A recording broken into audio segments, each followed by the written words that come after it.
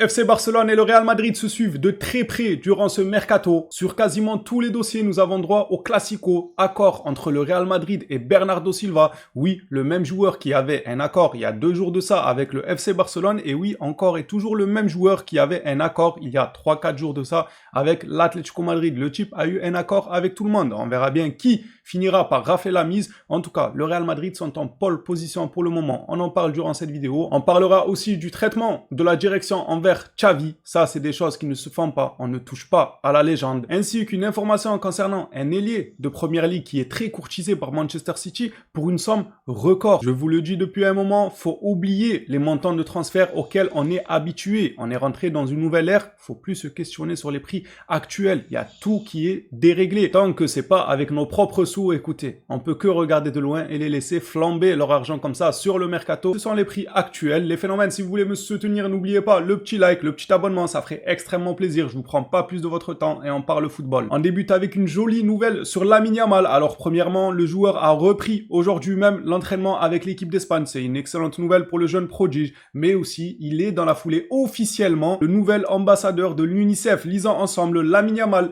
est le nouvel ambassadeur de l'UNICEF. Il jouera un rôle qui transcende le football, défendant la solidarité et les droits des enfants dans le monde entier. C'est très bien, le mec est déjà activiste à un si jeune âge, c'est beau à voir. On rappelle qu'il y a quand même quelques mois de ça, un certain Adil Rami lui avait insulté sa maman en disant que humainement parlant, il était détestable. Wow, tout mélangé comme ça parce que tu as vu un geste qui ne t'a pas plu sur le rectangle vert. Déjà, que nous-mêmes on sait qu'il y a ce qui se passe sur le terrain et il y a le côté humain. Ce n'est pas forcément la même chose. Lui, en tant que joueur professionnel, il a goûté le terrain, le bitume, il a mangé depuis qu'il est petit. Il vient incendier la maman de Lamine Yamal comme ça en disant que humainement parlant, il est horrible.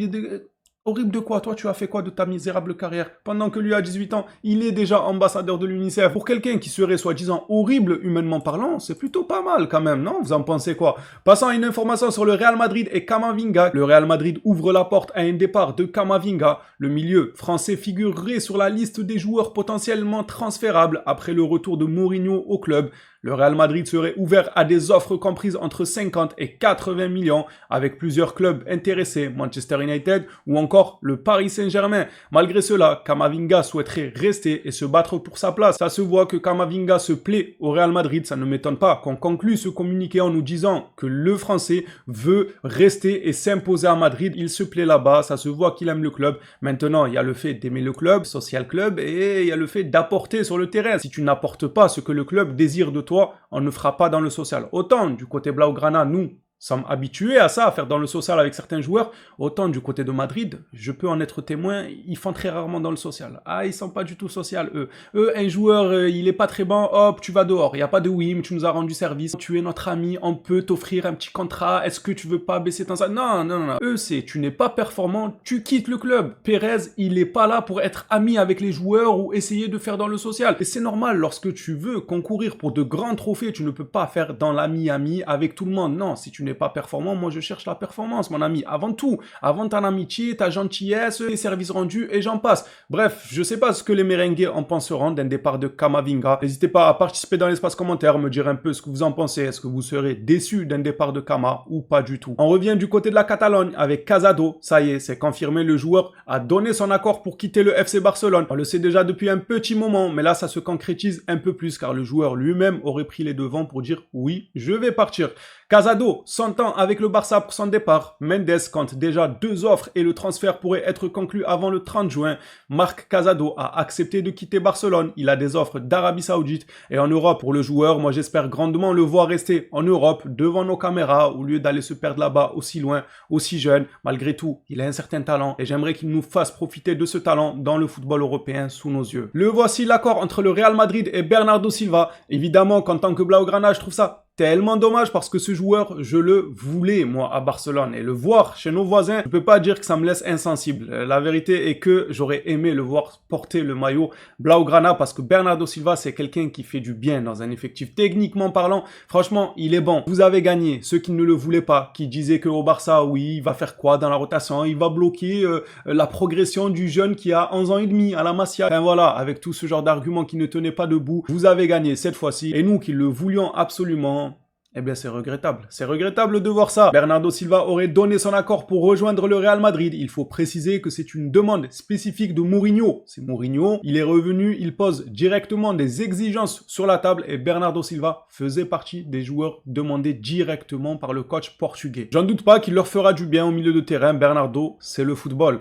Le Real Madrid devrait empocher 17,5 millions d'euros dans le cadre du transfert de Victor Munoz à Newcastle, soit 50% du montant du transfert. L'ailier espagnol est passé par la Casablanca entre 2021 et 2025. Il est aussi passé par les jeunes de Barcelone. Regardez, quand je vous dis que le Barça et le Real Madrid se suivent de très près dans ce mercato, ça va jusqu'aux joueurs qui ne sont pas encore sous contrat, ni avec le Barça, ni avec Madrid. On est quand même liés, en fin de compte, dans le dossier, tu trouveras toujours un lien à faire entre les deux clubs. Le Classico, je ne l'ai jamais vu s'étendre autant dans la saison. Les gars, la saison, elle est terminée depuis un moment, mais il continue de se jouer. Pourquoi je dis ça? Pas seulement le fait que Munoz a connu les deux institutions, non, pas forcément que ça. C'est surtout que Newcastle, ils ont perdu Gordon, ils sont allés sur Munoz, le Real Madrid va empocher une belle somme quand même due à ce transfert. Eh ben dites-vous que Abdé, avant de se blesser, était voulu par Newcastle justement pour remplacer Gordon et le Barça aurait touché une indemnité de transfert eux aussi sur Abdé. Ça veut dire que c'était soit Abdé, soit Munoz. Le Barça touchait une indemnité, le Real touchait une indemnité. Au final, Abdé, il s'est blessé. Je ne sais pas c'est quoi la nature de sa blessure, si c'est si grave que ça. Cependant, c'est marrant comment ça se joue entre le Barça et le Real durant ce mercato. Passant à Xavi, la légende et l'ingratitude, c'est pas beau. Et ça, moi, ça me plaît pas du tout.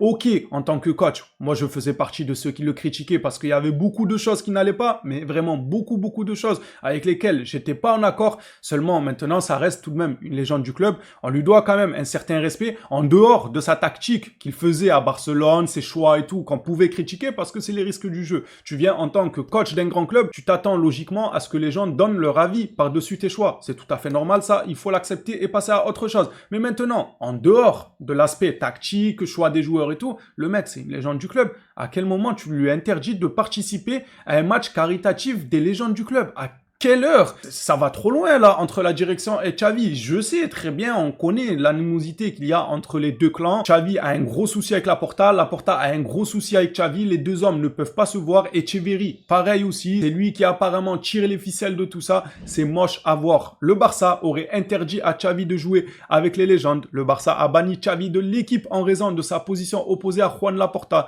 lors des récentes élections. Il y en a qui verront ça d'un bon œil en me disant bah oui, bah c'est logique, s'il est contre le président, je vois pas pourquoi il laisserait jouer.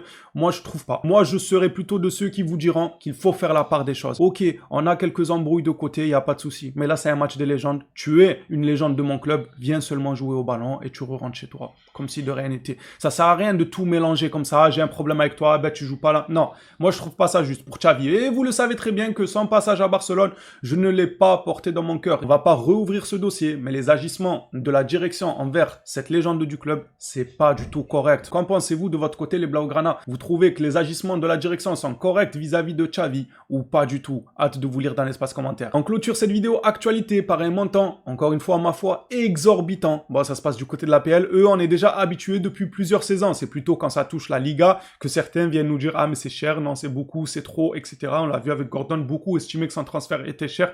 Pour ma part, non. Je me réfère juste à la tendance actuelle du marché des transferts, à l'argent que le football génère. Ça génère des milliards à l'année. Si le marché a dérapé comme ça, il y a des raisons. Maintenant, moi, vous me verrez rarement faire le choquer pour une somme. Il faut juste faire la mise à jour et se dire que le temps avance, l'argent continue d'être généré et que c'est normal qu'il soit redistribué à plus haute valeur que à l'époque quand il était moins généré. 139 millions d'euros, c'est le prix qu'aurait proposé Manchester City pour Elliot Anderson.